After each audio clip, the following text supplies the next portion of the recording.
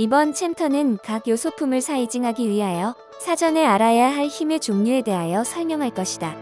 여기서 대학교 때 배운 지식이 도움이 된다. 특히 일반 물리학, 정역학에 대한 약간의 기본 지식만 있으면 된다. 요즘에는 요소품 사이징할 때 제조사 전용 프로그램을 많이 사용한다. 값만 넣으면 결과가 딱 나온다. 하지만 이것은 단편적인 지식으로 끝날 수 있다. 물론 전용 프로그램을 사용하지 말라는 것은 아니다. 다만 요소품들이 무슨 힘을 받고 있으며 속도, 가속도, 자세에 따라 어떻게 힘 분배가 되는지 알아야 한다. 이것은 기본적인 역학 지식으로 알 수 있다. 가장 좋은 것은 초기 설계할 때 기본적 역학으로 계산한 후에 프로그램으로 검증하는 것이다. 이것이 손에 익으면 후에 요소품 선정할 때 빠르고 정확하게 할 수 있을 것이다. LM 가이드는 부하중을 견뎌내면서 부드럽게 움직이도록 해주는 요소품이다. 자동화 설비에서는 핵심이라 할 수 있다. 만약 LM 가이드가 파손된다면 거의 대고장이라고 볼 수 있다. 그래서 힘과 관련된 모든 요소를 고려하여 튼튼한 LM 가이드를 선정해야 한다. 그중 특히 부하중의 크기뿐만 아니라 위치, 설치 자세, 가감속을 고려해야 한다. 특히 빠른 가감속은 생각보다 LM 가이드에 큰 부하로 작용할 수 있다. 이와 관련하여 하나씩 알아보기로 하자. 전 챕터에서 설계한 단축 로봇 상부에 부하중이 가해졌다고 하자. 부하중은 4개의 LM 블럭 사이에 정센터로 배치되어 있다. 만약 부하중이 정지해 있거나 등속 운동을 한다면 LM 블럭 4개의 부하중이 균등하게 가해질 것이다. 이것은 정역학에서 배운 보의 발력 문제로 풀 수 있다. 자유물체도를 통해 볼나사 로봇에 가해지는 힘의 관계를 간략하게 나타내어 풀게 되면 답을 구할 수 있을 것이다. 여기서는 부하중이 크면 클수록 LM 가이드에 가해지는 힘도 커지는 것을 볼 수 있다. LM 가이드는 흡사 자동차의 바퀴와 같다. 자동차가 급출발하면 뒷바퀴가 내려앉고 앞바퀴가 들린다.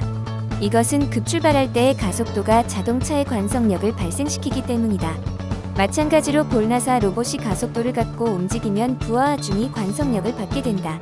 그래서 LM 블럭에는 부하중뿐만 아니라 관성력에 의한 하중까지 받게 된다. 진행 방향에 대하여 뒤쪽의 LM 블럭인 R1은 큰 하중을 받고 앞쪽의 LM 블럭인 R2는 비교적 작은 하중을 받게 된다. 여기서 LM 가이드의 힘을 결정하는 인자는 가속도의 크기뿐만 아니라 부하중의 무게중심부터 볼나사까지 거리인 h이다. 즉 무게중심이 너무 멀면 LM 가이드에 큰 부하로 작용한다는 말이다. 만약 부하중의 위치가 뒤로 이동되었다고 하자. 그러면 무엇이 달라질까? 이것 또한 역학적 지식으로 파악이 가능하다. 부하중은 4개의 LM 블럭의 정센터에 위치해 있지 않다. 자유물체도로 표현하면 부하중은 R1부의 LM 블럭에 가깝게 위치해 있다. 반력 계산을 해보면 R1의 부하중은 R2에 비해 3배 정도 더 받는다. 여기서 어차피 전체 부하중의 크기는 변하지 않았는데 상관없지 않냐는 질문이 나온다. 이것의 답은 아니다, 이다.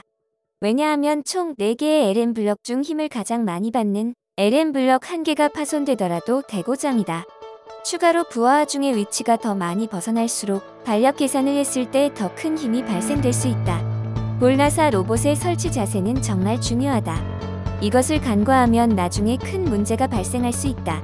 추후 설명할 볼나사에서도 정말 중요하다.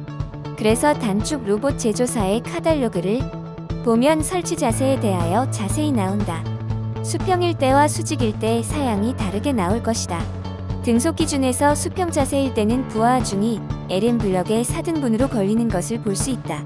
하지만 수직 자세일 때는 부하중으로 인한 모멘트 하중이 발생된다. 즉 부하중의 무게중심 거리인 h가 크면 클수록 LM 블럭에 큰 하중이 발생된다는 말이다. 이것은 수식의 분모에 있는 LM 블럭 사이의 거리값인 L을 크게 하면 힘을 줄일 수 있다. 바로 이것이 설계할 때 역학의 중요성이다. 수식을 통해 어떤 인자를 건드려야 하는지 직관적으로 알 수 있다는 말이다.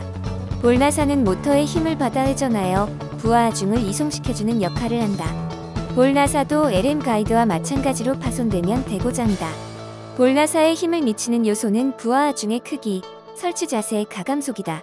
볼나사의 경우 부하중의 위치로 인한 모멘트 하중은 걸리지 않는다. 이것은 LM 가이드가 잡아준다. 이제 각 힘들이 어떻게 볼나사에 영향을 끼치는지 보도록 하자. 볼나사가 등속 운동을 할 때는 부하 중으로 인한 마찰력과 LM 저항력을 받는다.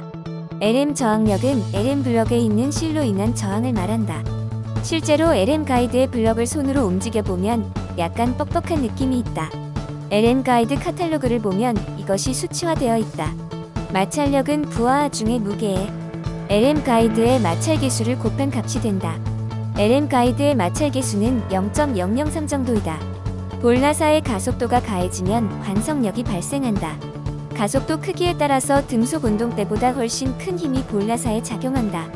볼나사 로봇은 빠른 가감속을 가지고 빈번하게 움직이는 경우가 많다. 등속 구간이 거의 없는 경우도 있다. 이럴 경우 볼나사에 큰 부하로 작용하며 이것을 감안하여 적절하게 사이징해야 한다. 볼나사의 경우도 설치 자세에 따라서 큰 차이가 있다. 등속 기준 수직 자세의 경우 부하 중이 모두 볼나사에 걸린다.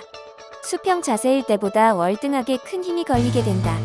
간혹 수평 자세로 검토된 볼나사 로봇을 수직 자세로 사용하는 실수를 하는 경우도 있다. 추가로 가감속으로 인한 관성력까지 더해진다면 돌이킬 수 없다. 항상 기억하자. 같은 볼나사 로봇이라도 설치 자세에 따라 스펙이 달라진다는 사실을 말이다. 여기까지 LM 가이드와 볼나사에 대한 기본 역학 지식을 알아보았다.